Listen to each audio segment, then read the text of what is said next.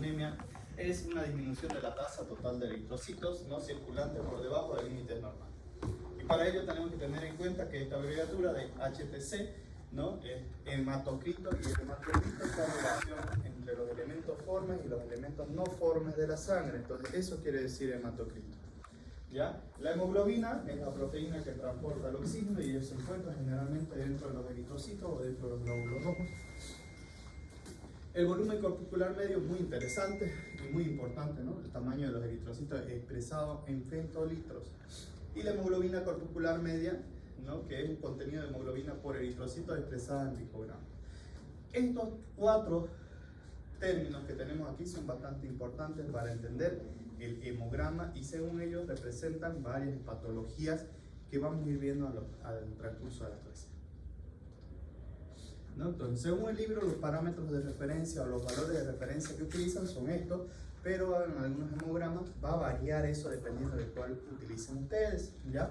Entonces, para términos prácticos, para el tema de evaluación, vamos a utilizar estos parámetros que están en el libro, teniendo en cuenta que el recuento de eritrocitos, o sea, el número de eritrocitos total en sangre, son de 4.3 a 5.9 millones en hombres, y en mujeres de 3.5 a 5 millones, ¿no?, el número de eritrocitos. La hemoglobina de 13.2 a 17.2 en hombres y de 12.5 a 15 miligramos sobre decilitro en mujeres.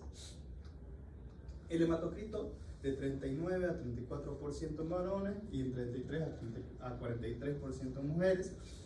Volumen corpuscular medio, que nos habla del tamaño de un eritrocito dentro de todo, o sea, sacar un eritrocito y medir el tamaño, de 82 a 96 femtolitros. Y la hemoglobina corpuscular media, que nos habla del color o de la cantidad de hemoglobina que hay dentro de un eritrocito, de 27 a 33 femtolitros. Y además otro dato que se pide, que no viene en todos los hemogramas, sino que hay que pedirlo, el recuento de reticulocitos, que los reticulocitos, a diferencia de los blastos, que eran células inmaduras en la serie blanca, en la serie roja serían los glóbulos rojos inmaduros o los jóvenes, ¿ya? Y eso representan 0.5 a 1.5% los reticulocitos.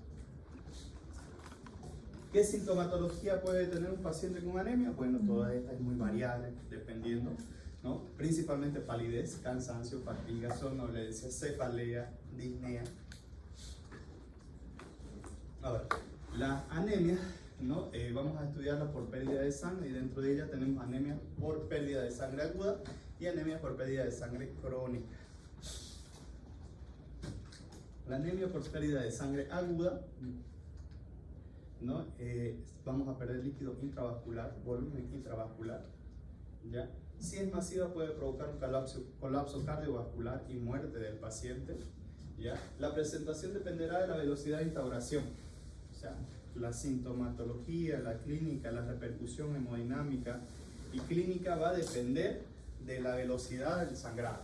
Si es un sangrado muy intenso, posterior a un accidente de tránsito, una herida, no sé, contuso cortante en un miembro inferior, sobre todo que comprometa la femoral, vamos a perder mucho líquido y eso va a comprometer sobre la repercusión hemodinámica del paciente. Este sangrado, ya sea por pérdida de sangre aguda, puede ser externo, que lo podamos visualizar, o interno, que no lo podamos visualizar. Si el paciente sobrevive, se produce un mecanismo de compensación, ¿ya? Dentro de la pérdida sanguínea podemos decir que posterior a la pérdida de sangre, y la sangre no es solo glóbulos rojos, sino todo el contenido de la sangre como tal, como elementos formes y no formes de la sangre, posterior a ello en forma compensatoria se va a producir una hemodilución, ya que es movilizar líquido desde el intersticio al intravascular. ¿Para qué? Para compensar esa pérdida que hemos tenido. ¿Ya? Por la hemodilución disminuye el hematocrito, obviamente, ¿no? En el afán de mantener hemodinámicamente todo el cuerpo, lo que hace es absorber agua del intersticial. Entonces todo ese líquido va a pasar al intravascular y no va a aumentar la celularidad, no va a aumentar el número de glóbulos rojos, no va a aumentar los glóbulos blancos. Solo vamos a aumentar volumen para mantener presión. Entonces, si el hematocrito está en relación entre los elementos formes y no formes de la sangre, vamos a tener una disminución del hematocrito, ¿no? Como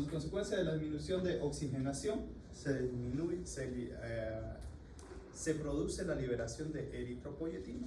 La eritropoyetina como tal, ustedes saben que va a ir a actuar a nivel de la médula ósea, haciendo que se produzcan más glóbulos rojos. Por ende, el paciente que sufre una anemia severa va a tener una recuperación parcial o total de los glóbulos rojos dentro de los primeros 5 días posteriores al evento.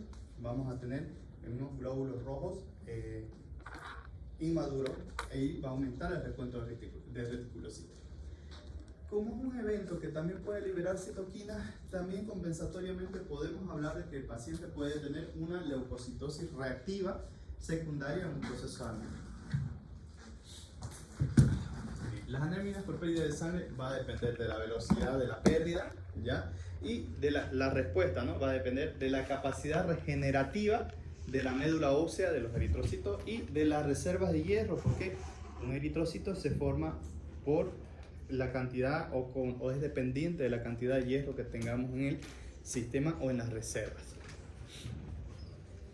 ¿Ya? Entonces, la pérdida de sangre crónica va a depender de la velocidad de la pérdida de sangre, la capacidad regenerativa y las reservas de hierro que tengamos. Si tenemos una reserva de hierro muy baja, vamos a tener como consecuencia una anemia ferropénica. Hasta ahí hemos visto las anemias por pérdida de sangre aguda, por pérdida de sangre crónica, y ahora vamos a ver otro tipo de anemia que son las famosas anemias hemolíticas. ¿Ya? Entonces, ¿qué quiere decir anemia hemolítica? Que se destruyó por alguna causa el glóbulo rojo, ya sea por una causa inmunológica, ya sea por una causa netamente vascular o por algunas causas parasitarias como el paludismo, ¿no? Y estas generalmente se deben a un acortamiento de la vida de los eritrocitos, porque un eritrocito normalmente puede vivir 120 días, por alguna causa se disminuyó la vida útil de ese eritrocito, ¿no? Elevación de la eritropoyetina va a producir esto en una elevación de la eritropoyetina y una eritropoiesis en consecuencia de la disminución de la masa eritrocitaria, ¿no? Entonces, cuando se produce un acortamiento de los eritrocitos, va a haber una destrucción de ellos mismos y por lo tanto va a haber una acumulación de los subproductos de esa destrucción de los eritrocitos. Y eso va a ser por degradación de la hemoglobina y se va a repercutir o se va a manifestar en el paciente por una ictericia, ¿no? Y laboratorialmente por una hiperbilirrubinemia a expensa de la indirecta, porque es una bilirrubina que no tiene conjugación hepática. Dentro de la fisiopatología, la mayoría de las anemias hemolíticas es por destrucción prematura de los eritrocitos y se produce dentro de los fagocitos que se encuentran en el vaso como tal. Y podemos ver dos tipos de hemólisis, una hemólisis extravascular y una hemólisis intravascular. Entendiendo que la hemólisis extravascular se debe a alteraciones que hacen que el eritrocito sea de menos deformable, o sea que cambie la forma del eritrocito, ¿no? Porque generalmente un eritrocito tiene una forma biconvexa o bicóncava, perdón, no tiene núcleo y por lo tanto eso le da una facilidad de que este eritrocito pueda deformarse, pueda hacerse más plano, ¿no? Y pasar por los diferentes vasos. Si hay una alteración en la forma de ese eritrocito, va a predisponer a su destrucción, ¿ya? Entonces, y este tipo de hemólisis extravascular tiene la característica de tener una anemia principalmente, una esplenomegalia e ictericia, ¿ya? Y de la hemólisis intravascular, generalmente es por lesiones mecánicas, ¿no? Fijación de los complementos, ya sea inmunológica, que va y destruye el glóbulo rojo por X motivo, parásitos y tóxicos.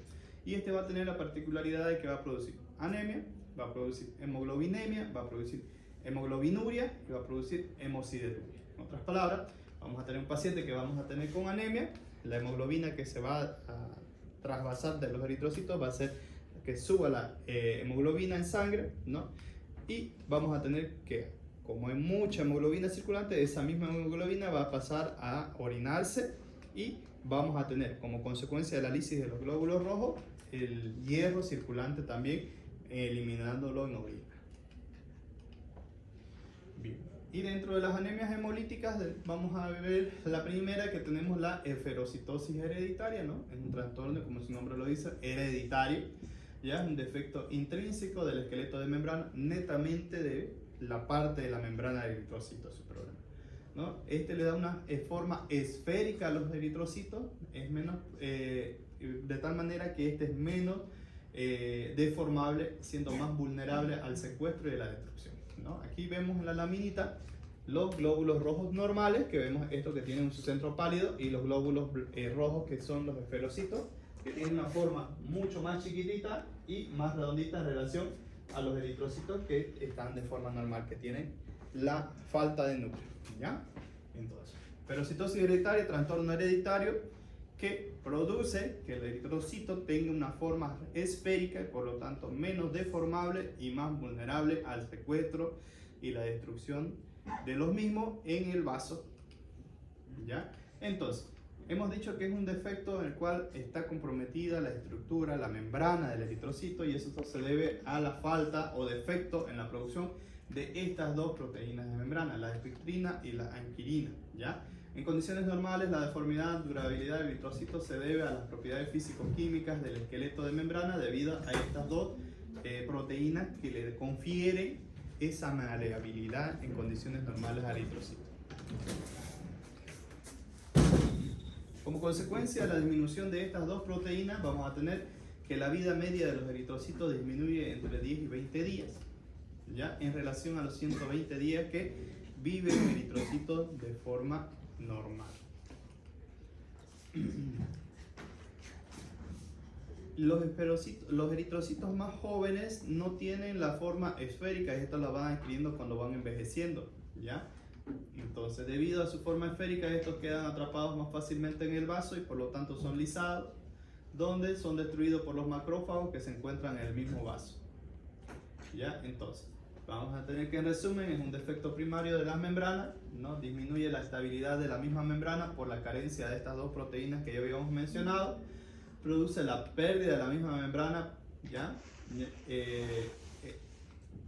Además de que va a producir situaciones donde se produzca ectasia o deshidratación, en otras palabras, aumento del pH, aumento de la glucosa. Como son esferocitos, son glóbulos rojos redonditos, son más osmóticamente lábiles ante medios osmóticamente activos, como por ejemplo las hiperglicemias o procesos infecciosos, facilitan el atrapamiento esplénico y una disminución de la deformidad del mismo eritrocito. Como consecuencia, el fagocito puede ser hemolizado y produce una hemólisis extravascular. En otras palabras, la misma forma que le cambia, ya no es un disco, sino un esferocito, una bolita, hace que sea más osmóticamente lábil y más fácilmente atrapable en el vaso, sobre todo en los macrófagos. ¿Ya? Entonces, la esferocitosis hereditaria tiene las características clínicas que los esferocitos son anormalmente sensibles a la lisis osmótica que ya hemos mencionado, ¿no? Tiene una presentación clínica que tiene esta triada: anemia, esplenomegalia e ictericia, ¿ya? Se presenta tras el parto con ictericia. Entonces, generalmente se sabe que un paciente tiene anemia hemolítica de esferocitosis hereditaria tras que el niño nace, porque ahí es cuando ya empiezan a circular sus mismos glóbulos rojos. Y entonces ahí es cuando empieza a haber este defecto y esta alteración en los eritrocitos en los pacientes, ¿no? Entonces, vamos a tener un paciente con ictericia, esplenomegalia y anemia. El 20% es leve, es prácticamente asintomático. Un 20% de los pacientes puede tener esferocitosis hereditaria y no manifestar mucha sintomatología, ¿ya? El descenso de la supervivencia de los eritrocitos se compensa con eritropoyesis. Obviamente, vamos a tener destrucción por la misma forma del eritrocito, pero el cuerpo es tan sabio que de alguna forma tiene que suplir esta pérdida y lo hace aumentando la eritropoyesis en la médula ósea, ¿no? Las presentaciones clínicas se exacerban por procesos infecciosos, estrés o aumento de la osmolaridad plasmática. Va a aumentar la hemólisis, por lo tanto va a aumentar la ictericia del paciente y se va a hacer más manifiesta la anemia, asociado a los otros síntomas de anemia, como ya palidez no lo vamos a ver, lo vamos a ver amarillo, ¿no? Pero astenia, dinamia, por la misma disminución de los niveles de oxigenación del paciente. El otro tipo de anemia que vamos a ver es la anemia hemolítica por defectos en la glucosa 6-fosfato deshidrogenasa, ¿no? Se produce por una disfunción enzimática reduciendo la capacidad del eritrocito para defenderse ante algún estrés oxidativo. Eso tiene que ver mucho con la NAT oxigenasa, ¿no? Que es lo que va a hacer que disminuya el estrés oxidativo, ya sea ante un proceso infeccioso, inflamatorio en el cuerpo humano, ¿no? Provocando la hemólisis del mismo paciente, del mismo eritrocito, ¿no? Entonces se produce por un error de plegamiento de proteínas, ¿no? Una degradación proteolítica que va a hacer que los eritrocitos jóvenes no sinteticen nuevas proteínas, y tiene una semivida de la glucosa 6-fosfatodesgenasa que disminuye, que es una enzima que produce una protección ante el estrés oxidativo, ¿ya? Y eso se va a producir hemólisis. Estrés oxidativo puede causarlo cualquier proceso infeccioso o inflamatorio en el cuerpo, ¿ya? Entonces, la anemia hemolítica es por producción a niveles altos de oxidantes como tal, desnaturaliza las cadenas de globina, ¿ya? Y va a formar precipitados unidos a la membrana, los cuales se van a conocer como cuerpos de Heinz, ¿ya? Estos dañan la membrana produciendo hemólisis. Si nosotros vemos estos eritrocitos más pálidos, en los cuales vamos a ver estos precipitados que son los cuerpos de Heinz, los cuales en acumulación van a ir produciendo daño de la membrana celular y van a producir una lisis o hemólisis posteriormente.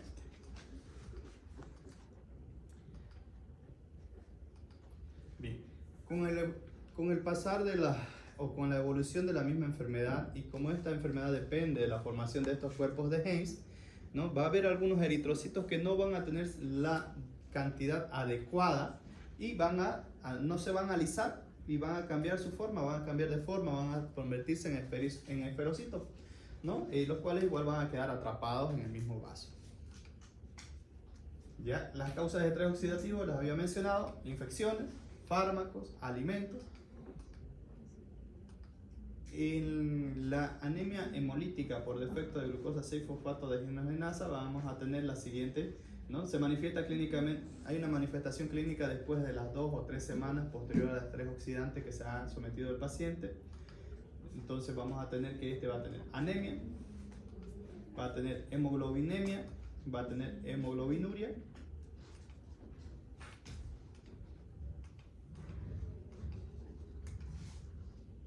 las manifestaciones son autolimitadas, ya que los eritrocitos viejos se destruyen y quedan los nuevos con más enzima de glucosa 6-fosfatodeshidrogenasa, por lo tanto tienen mayor resistencia al estrés oxidativo, ¿no? Algunos alimentos como el HABA, puede ser pregunta de examen, el HABA puede desencadenar una crisis de hemólisis en el paciente con defecto de glucosa 6-fosfatodeshidrogenasa, lo cual se conoce como favismo. ¿Dudas, preguntas hasta ahí? Hemos visto ferocitosis hereditaria, glucosa 6-fosfatodeshidrogenasa, anemia por deficiencia de glucosa 6-fosfatodeshidrogenasa, y ahora vamos a ver las enfermedades de células falciformes o la drepanocitosis, ya que igual es otra anemia hemolítica que tiene sus principios. Es una anemia hereditaria, ¿no? Que es una producción o se produce por una translocación o transformación de la hemoglobina beta del adulto a una hemoglobina S, que es similar a una hemoglobina fetal, ¿ya? Adquiriendo los eritrocitos una forma de hoz o una forma alargada, como la estamos viendo acá. Un eritrocito tiene la forma habitual, con el centro pálido, y la drepanocitosis va a tener una forma alargada o en forma de hoz. Si ya tendríamos un eritrocito con forma de esferocito o circular, y eso le predisponía a la lisis, a la obstrucción, a la falta de deformidad, imagínense un eritrocito que tiene una forma donde tiene una punta a un lado y otra punta al otro. Si tenemos miles de vasos de diferentes tamaños, diferentes formas, ¿eso qué va a predisponer? Que estos eritrocitos se atasquen y posteriormente sean lisados, ¿no? Entonces, este eritrocito es distorsionado, como tal, produce anemia, hemólisis, obstrucción microvascular y lesión tisular. ¿Por qué? Porque este eritrocito con esa forma se obstruye o va produciendo obstrucción y acúmulos de los mismos. Entonces, la forma de él es alargada, aplanada, como una hoz o semiluna, se puede decir, ¿no? Se produce por una mutación del gen B globina, de la misma hemoglobina. Provoca sustitución de la hemoglobina B del adulto a hemoglobina S o falciforme, ¿ya? Frecuente en afroamericanos entre 8 y 10% de los casos, y vamos a ver que aquí tenemos un vaso de forma y característica normal, puede estar bifurcado, donde vemos que tenemos eritrocitos normales que transcurren de forma normal. En cambio, los drepanocitos por su misma forma van a causar obstrucciones y por ende pueden causar microémbolos, pueden causar accidentes cerebrovasculares, pueden causar infarto agudo de miocardio, y en el caso más frecuente, el 45% de los casos, un priapismo doloroso, ¿no? Bien. Las principales manifestaciones son hemólisis crónica, oclusión microvascular, ahí contamos, paciente con accidente cerebrovascular, paciente con infartos, paciente con priapismo. Y esos pacientes que llegan a tener esos accidentes, pues obviamente van a tener una lesión tisular y por lo tanto una isquemia y muerte del mismo tejido. Como consecuencia de la misma hemoglobina S se produce acumulación y obstrucción en los mismos vasos. ¿Ya? Entonces, esta enfermedad clínicamente puede presentar fenómenos vasooclusivos, ¿no? Dentro de ellos, el 45% después de la pubertad, el priapismo. Podemos ver el infarto agudo de miocardio, el accidente cerebrovascular y el dolor torácico agudo por esta misma obstrucción que producen los drepanocitos a nivel de los vasos. Otra patología de las anemias hemolíticas como tal, vamos a ver la hemoglobinuria paroxística nocturna, que es una enfermedad producida por una mutación en el gen pica o fosfatidilinositol glucano, ¿no? O abreviado como el gen pica, ¿ya? Que está asociada netamente al sexo, ¿no? Al cromosoma X, por lo tanto se manifiesta más frecuentemente en varones que en mujeres. ¿Por qué? ¿Llevan genética, no? Llevamos en primer año. ¿Llevaron entonces? Yo lo llevé en el 2007. ¿Se acuerda, doctor? Claro. Van a ser médicos. Todo lo que están llevando en algún momento de su vida lo van a ocupar. No, porque el hombre puede producir los tipos. ¿No? ¿De qué? Diga el cromosoma X que dice no. ¿Por qué solo es más frecuente en varones? Está ligada al cromosoma X, por lo tanto está asociada al género, o sea, al sexo. ¿Por qué la manifestación es más frecuente en varones y no en mujeres? Aunque también puede haberlo, ¿no? Medicina nada está escrito en piedra, pero es mucho más frecuente en varones que en mujeres. Simple, doctor. ¿Cuál es el cromosoma o el fenotipo genético en el varón y cuál es el fenotipo genético en la mujer? Bien, ¿no? Entonces, la mujer es XX y el hombre es XY. Entonces, la mujer por forma natural va a tener, si uno de sus cromosomas X está dañado, el otro va a suplir. En cambio, el hombre, ¿de dónde va a sacar otro cromosoma X? Si está dañado su cromosoma X, va a producir transformación de la información alterada. Entonces, por eso es que es más frecuente en varones, porque nosotros no tenemos un cromosoma X extra que pueda suplir algún defecto de ese cromosoma. Por eso la manifestación es más en varones. Genética básica, doctor. Por esa pregunta de examen. Todos anotando esto. Bien, entonces los esferocitos son anormalmente susceptibles a la lisis por esta alteración en el mismo gen pica, ¿no? Y asociada al cromosoma X. La particularidad de este tipo de anemia hemolítica es que, si bien se produce hemólisis, se produce anemia, los trastornos o los eventos son mucho más frecuentes en la noche, por eso se llama hemoglobinuria paroxística nocturna. Y podemos encontrar, además de ello, hemoglobina en orina, que va a darle sus características. El paciente en horas de la noche empieza a hacer hemólisis, empieza a hacer ictericia, empieza a hacer una coluria.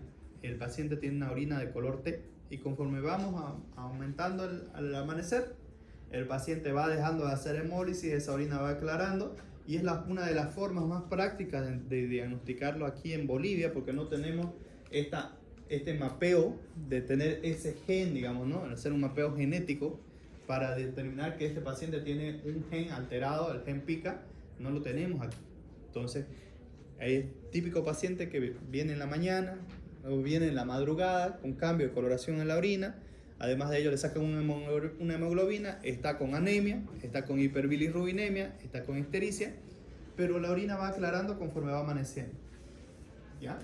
Entonces, y dentro de las anemias hemolíticas también existen las anemias inmunitarias, ¿no? Por X motivo, el cuerpo desconoció todos los eritrocitos, forma anticuerpos sobre los antígenos que tienen los eritrocitos y va y los destruye, los lisa.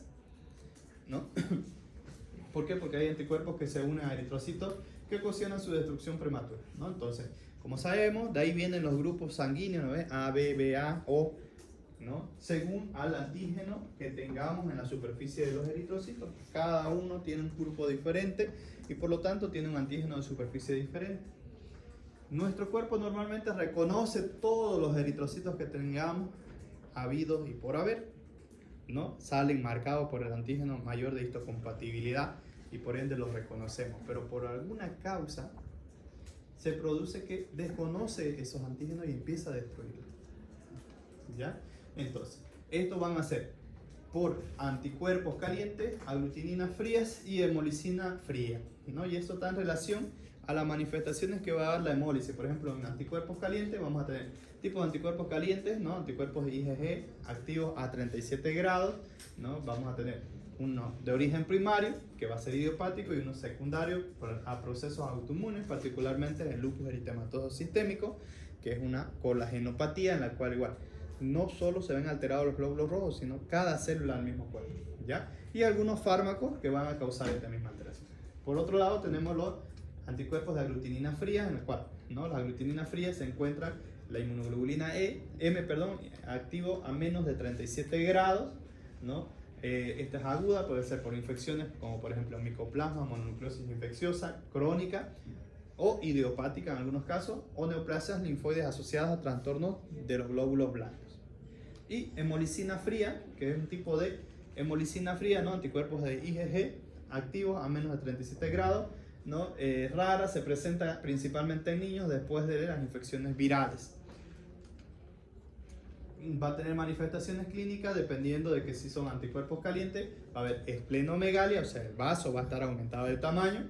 Aglutinina fría va a haber palidez, cianosis y fenómenos de Raynaud. El fenómeno de Raynaud es esta alteración en los dedos, sobre todo de las manos y los pies. Puede haber que cuando estos dedos se exponen a líquido frío o a temperatura fría, produce un vasoespasmo y cambia de coloración la punta de los dedos o el pulpejo de los dedos y se va extendiendo. Puede ser grave, sí puede ser grave en medida de que si está muy expuesto va a producir una vasoconstricción marcada y va a producir una isquemia y posteriormente una necrosis, ¿ya? Entonces, y la hemolicina fría va a haber hemoglobinuria que puede ser mortal dependiendo de la cantidad de lisis que tenga ese paciente. Si lisan casi todos sus glóbulos blancos, obviamente el paciente va a tener un colapso cardiovascular, shock y por ende va a fallecer. Bien.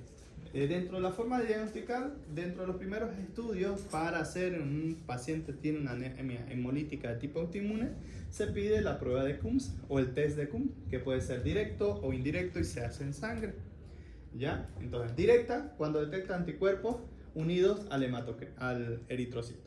Indirecta, cuando detecta anticuerpos en el suero del paciente. Y eso nos lo reporta el laboratorio como positivo o negativo, nada más. También tenemos las anemias hemolíticas por traumatismo eritrocitario, y dentro de ellas vamos a ver que tenemos en algunas ocasiones pacientes que han sufrido o han tenido un recambio valvular, y ese recambio valvular por una lesión ya va a derivar en una válvula de origen metálico, protésica, o una válvula de origen biológico, por ejemplo las equinas y las porcinas, ¿no? Que es para salvar la vida al paciente, el reemplazo de la misma válvula, ya sea aórtica o mitral. La que más se reemplaza es la aórtica, pero depende también de la cantidad efectiva que tenga el paciente, porque estos trasplantes salen caros y no se hacen aquí. ¿Ya? Entonces, ¿a qué se debe esa hemólisis en el paciente que tenga ya sea una prótesis metálica o biológica?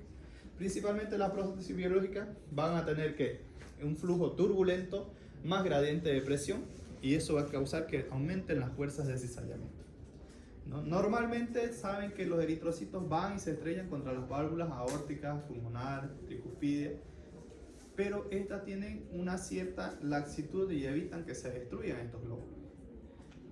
Si ahí ponemos una válvula que no fue diseñada para estar ahí, como una metálica o una biológica de cerdo o una biológica bovina, vamos a tener que la estructura es totalmente diferente. Entonces la fuerza de impacto hace que estos se vayan destruyendo gradualmente porque van pasando todo el tiempo por ahí, ¿ya?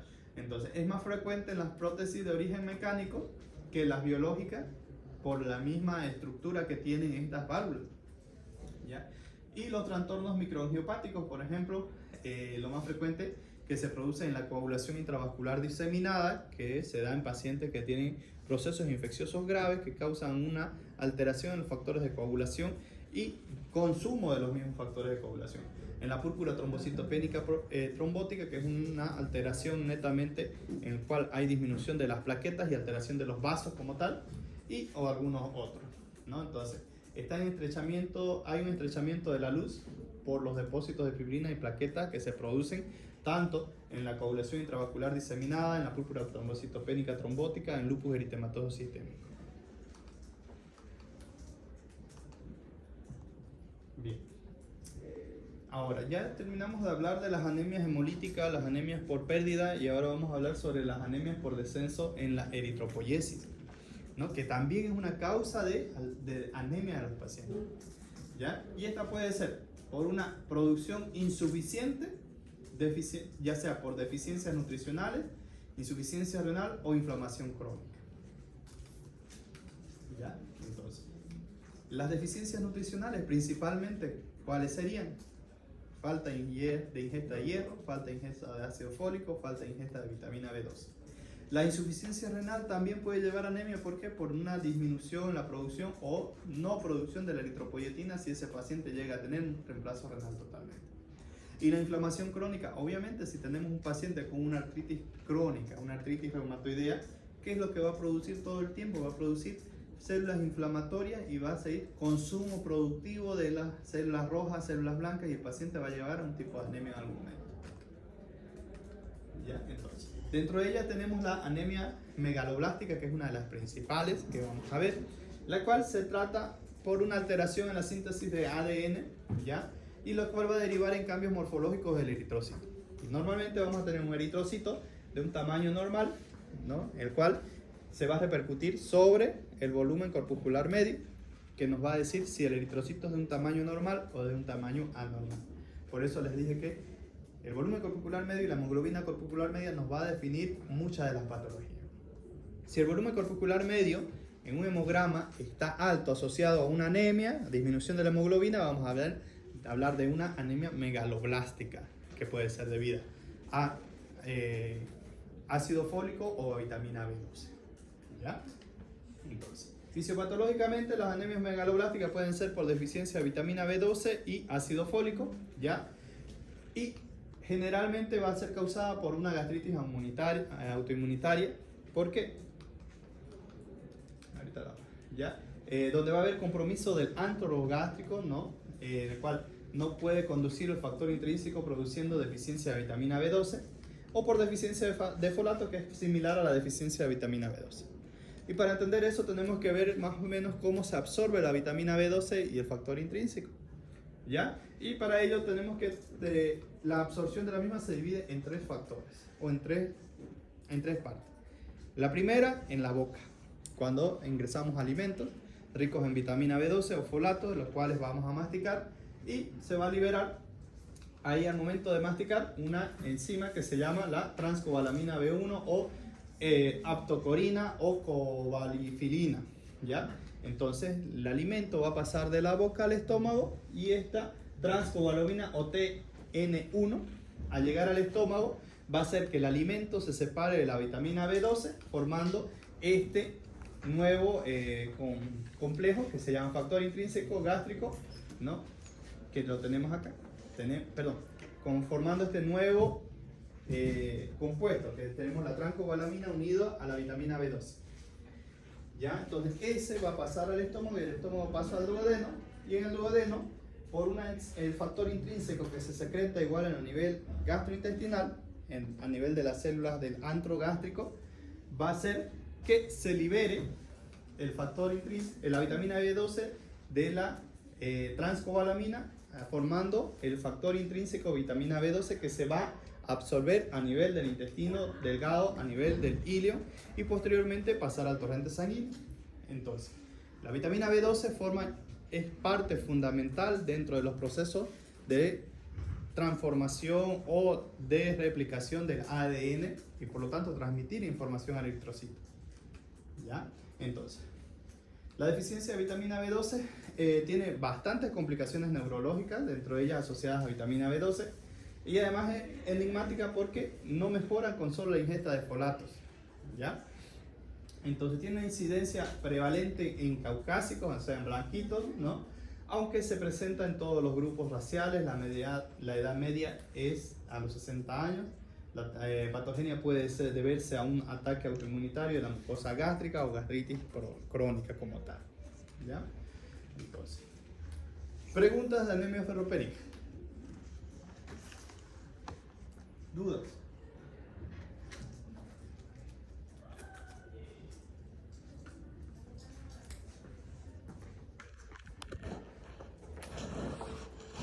Hemos dicho que la anemia megaloblástica puede ser, el paciente va a estar con anemia, obviamente.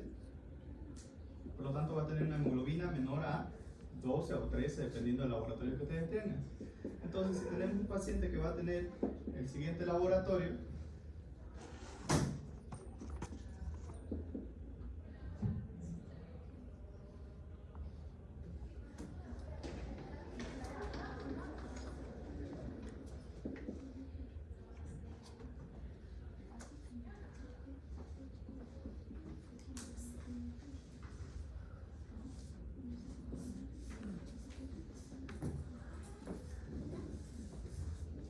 ¿cómo se interpretaría ese hemograma en su pregunta de examen? Un paciente que tiene bla bla bla clínica de varios días, meses de evolución, asociado a ese hemograma que tiene una hemoglobina de 6, tiene un volumen corpuscular medio de 109 pentolitros y una hemoglobina corpuscular media de 39 picogramos. ¿Por qué? Bien, fácil, ¿no? Ahora, definir si es por déficit de folato o déficit de vitamina B12, aquí es complicado porque no hay para medir los anticuerpos, para medir lo que sí podemos es dosificación de vitamina B12, que es algo indirecto, pero normalmente tenemos reserva para medir eso, ¿ya? Entonces, con el hemograma, el antecedente de que el paciente tiene larga data y tenemos una hemoglobina disminuida, y además tenemos aumento del volumen corpuscular medio, vamos a definir que es una anemia megaloblástica que puede ser por déficit de folato o de vitamina B12, ¿ya? Bien. Existen también las anemias ferropénicas, que como su nombre lo dice, por disminución de hierro. Para producir un eritrocito necesitamos hierro. Imagínense, para producir varios eritrocitos necesitamos cierta cantidad de hierro. Una cantidad necesaria en hombres de 7 a 10 miligramos por día y en mujeres de 7 a 20 miligramos por día. ¿Por qué creen que en mujeres es mucho más alto la demanda de hierro que en el varón?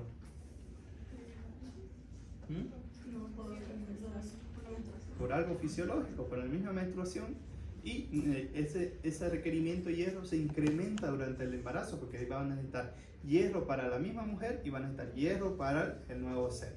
Y además de que sumado, ¿no?, por la misma pérdida, vamos a tener pérdida frecuente de eritrocitos en la mujer, ¿ya? Entonces, eso puede ser debido a causas de deficiencias en la dieta, por ejemplo, en pacientes que no consumen carne, principalmente las carnes rojas que tienen bastante hierro, y eso se debe a pacientes que tienen una dieta, por ejemplo, vegetariana estricta, ¿ya?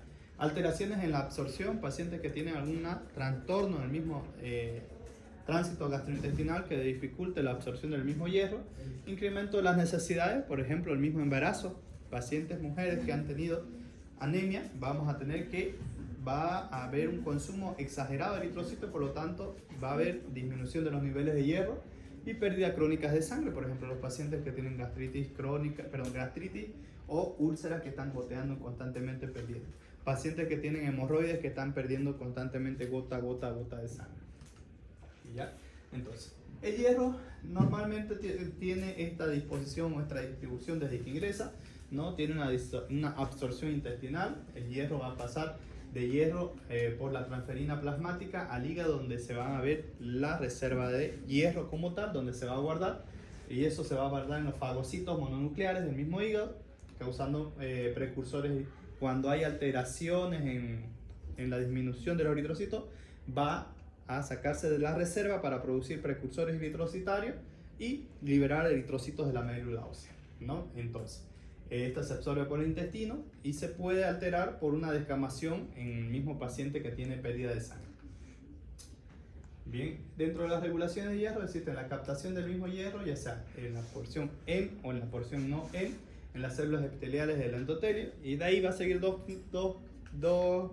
caminos, ¿no? Puede almacenarse o puede ser una eritropoiesis normal, dependiendo de la cantidad de reserva de hierro que tengamos o del requerimiento de eritrocitos que tengamos, ¿no? Eso va a depender de las concentraciones plasmáticas de epsidina, que es una de las que regula la liberación de hierro en el torrente sanguíneo, y la inhibición de la ferroportina por la epsidina, ya para el atrapamiento del hierro absorbido. El hierro se pierde cuando las células epiteliales duodenales se desprenden del intestino. O sea, la única forma de absorber hierro de forma natural es vía intestinal, y si tenemos alguna alteración no va a haber absorción de este hierro, ¿ya? Entonces, por disminución de la epsidina, cuando las reservas corporales de hierro bajan, vamos a tener que estimular la producción de eritropoietina, y a la activación de ferroportina aumenta para que se libere más hierro. Obviamente las manifestaciones de una anemia ferrovénica, como cualquier anemia, va a cursar con debilidad, cansancio, palidez, disnea de esfuerzo, mala absorción, piel y mucosa pálidas. ¿Alguna duda ahí sobre las anemias ferropénicas? Ahora, ahí cambia un poco el tema de las anemias por deficiencia de hierro. Podemos tener un paciente con la misma hemoglobina,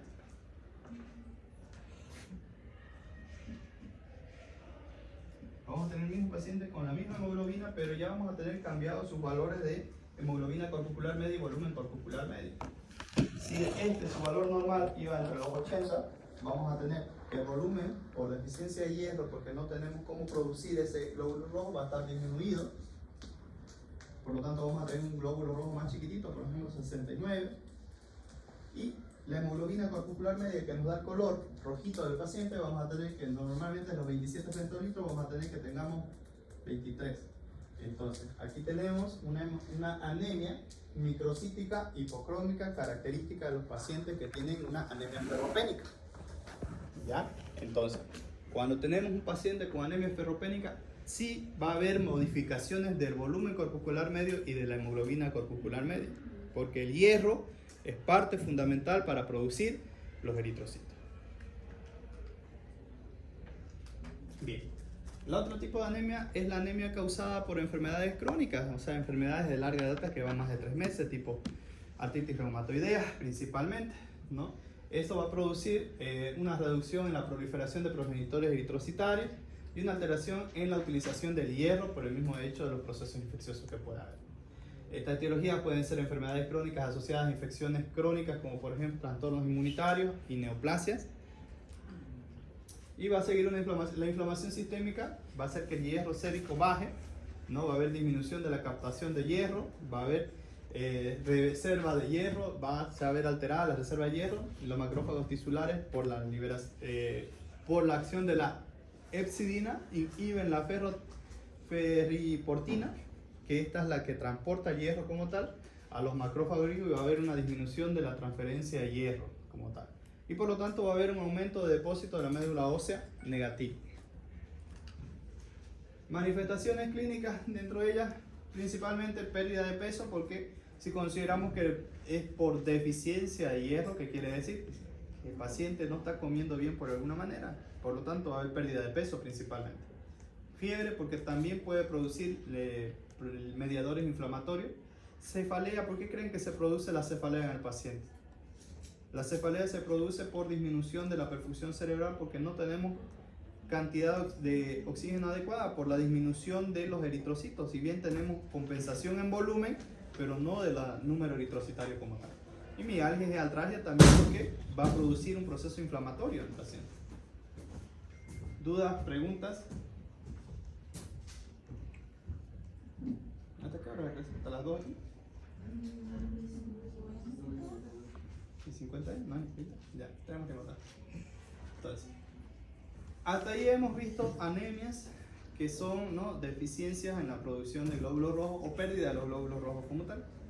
Pero también dentro de los trastornos de los eritrocitos tenemos otra alteración que se llama policitemia, que a diferencia de las anemias, en esta oportunidad nosotros tenemos el exceso de producción de eritrocitos, tenemos más eritrocitos de lo normal. ¿no? Y esta puede ser reactiva o puede ser absoluta, las causas, ¿ya? Esto se va a manifestar por un incremento en la hemoglobina y el incremento de los glóbulos rojos como tal, ¿no? Relativa puede ser por una deshidratación. Dijimos que la hemoglobina y el hematocrito están en relación a los elementos formes de la sangre. Y los elementos formes de la sangre son glóbulos rojos, glóbulos blancos, plaquetas, factores de coagulación, ¿ya? Entonces, cuando se produce una deshidratación, lo que vamos a ver que la sangre, si bien tiene glóbulos, tiene elementos formes, también tiene plasma, parte que no es ni glóbulos rojos ni glóbulos blancos, sino el líquido en el que se transporta esto. Cuando nos deshidratamos severamente, vamos a perder parte del líquido intravascular y por lo tanto va a haber una pseudo elevación de los niveles de eritrocitos y del hematocrito, ¿ya? La hipertensión también puede causar lo mismo, la obesidad, la ansiedad. Y dentro de las absolutas tenemos las primarias, que son anomalías intrínsecas con las que se nació, desafortunadamente sigue produciendo mucho glóbulo rojo y el paciente está con hemoglobinas muy altas, está con hematocritos muy altos por una producción excesiva de los mismos glóbulos rojos, ¿ya? Y una concentración de la eritropoyetina. Se produce más liberación de eritropoyetina en este tipo de pacientes. Bien. Por otro lado también, aparte de los trastornos eritrocitarios como son anemias hemolíticas, las anemias megaloblásticas, las anemias de la inflamación crónica, la policitemia, también vamos a ver los trastornos hemorrágicos, pero parcialmente, ¿no? Y estos se pueden deber principalmente a fragilidad de los vasos, alteraciones de la coagulación y deficiencias o disfunción plaquetaria como tal que van a derivar en algún sangrado en el paciente, ¿ya? Entonces, los trastornos hemorrágicos tenemos, por ejemplo, la diastesis hemorrágica, que hay fragilidad de los vasos, ya lo habíamos mencionado, y los trastornos hemorrágicos causados por anomalías de las paredes de los vasos, y a esto le vamos a decir púrpura trombocitopénica, hemorragias petequiales o purpúricas y recuento plaquetario de tiempo y hemorragias normales. Estos se van a dar con manifestaciones de la siguiente manera: unas petequias o púrpuras en miembros inferiores que pueden estar asociadas a procesos inflamatorios, a procesos infecciosos, ¿ya? Que están asociadas principalmente a disminución del número de plaquetas. Entonces, ante las lesiones que tengamos en miembros inferiores, lesiones purpúricas o lesiones purpúricas que son sobrelevantadas, asociadas a disminución del número de plaquetas, pues estamos hablando de un trastorno hemorrágico. Y con esta imagen aquí podemos diagnosticar una púrpura trombocitopénica. El origen puede ser infeccioso, puede ser inflamatorio, hay que investigar, ¿ya? Entonces, las púrpuras pueden ser debidas a reacciones medicamentosas, disminución del número de plaquetas, ya sea por el consumo excesivo de ciertos fármacos, ¿sí? Pueden ser AINE, pueden ser medicamentos antineoplásicos, ¿no? O sindromáticos, como por ejemplo el síndrome de Ehlers-Danlos, ¿no? Púrpura de Hennon-Leach, que es otro tipo de púrpura autoinmune, y la telangiectasia hemorrágica hereditaria, que algunos pacientes nacen con esa predisposición. Mucho depende de la capacidad de resistir el daño microvascular de los vasos, y otro tipo de lesiones inmunológicas, por ejemplo la amiloidosis perivascular, que es un tipo de trastorno inmunológico igual. Bien, las reacciones hemorrágicas relacionadas con descenso del número de plaquetas o trombocitopenia como tal causan evidentemente en el hemograma descenso de las plaquetas. Vamos a tener plaquetas por debajo de 150.000, lo cual va a predisponer a sangrado, ¿ya? Descenso de la producción de plaquetas puede ser una de las causas del descenso de las plaquetas a nivel periférico. Descenso de la supervivencia de las plaquetas y dilución de las mismas plaquetas, ¿no? Entonces, el descenso de la producción de la plaqueta por falta de estimulación o falta en la alteración en la serie mieloide como tal, o por fármacos como por ejemplo la administración de aspirina crónica o sobredosificada, que es lo que va a producir. Va a producir que la adhesión plaquetaria no se produzca y esa plaqueta inhibida, que dura entre 7 y 10 días, durante toda su vida no pueda adherirse normalmente. Por lo tanto, va a tener más predisposición a sangrar y no formar el coágulo primario. Los trastornos hemorrágicos de disminución del número de plaquetas pueden ser por una disminución del número de plaquetas inferior a 100.000 ml. Las plaquetas de 150.000 a 320.000, 350.000, dependiendo del laboratorio, del hemograma que uno tenga, ¿no? Pero cuando decimos trombocitopenia, cuando están por debajo de los 100, ¿ya? Puede estar afectar con frecuencia a vasos sanguíneos pequeños. Además de ellos suelen aparecer en piel, mucosa, tracto gastrointestinal urinario, así como hemorragias intracraneales. Cuando tenemos una púrpura trombocitopénica, así como vimos el pie, esas petequias vamos a tener las mismas petequias, ya sea en mucosa, vía oral, intestinal o a nivel cerebral. Esos son microsangrados. Doctor, justamente quería preguntarle de eso. Alguna vez yo vi que un paciente con vasculitis y era muy similar a la imagen que mostró. ¿Cómo yo puedo hacer el diagnóstico diferencial de una vasculitis con una púrpura? Primero hay que hacer el laboratorio inmunológico, principalmente dentro de ellos marcadores inmunológicos para vasculitis. De momento, clínicamente lo máximo que puede hacer es una lesión tipo púrpura trombocitopénica, que puede ser inmunitaria o no. Y las púrpuras están asociadas a algún tipo de vasculitis, ¿no? Entonces, los marcadores inmunológicos están asociados a los ANCA positivos, además de ello la crioglobulina y la beta-2 glicoproteína, que son marcadores inmunológicos que te van a decir esto es una vasculitis inmunológica, y la trombocitopenia, la púrpura, es secundaria al mismo proceso clínico. Pero ese mapeo inmunológico sale de 2.500 a 3.000 bolivianos el mismo laboratorio de Cardiac. Mientras tanto, clínicamente te lo clasifica como, y si tenemos hemograma con descenso de la plaqueta y esas lesiones, una púrpura trombocitopénica, de origen a determinar. ¿Ya?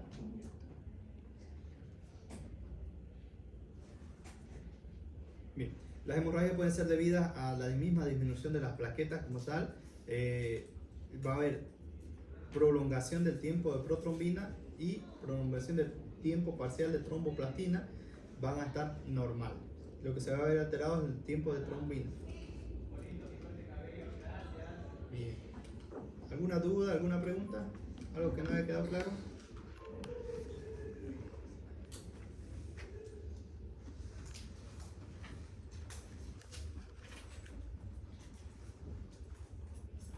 Duda, pregunta, hablen ahora, callen para siempre, para que no estén entrando 2 veces a dar su examen.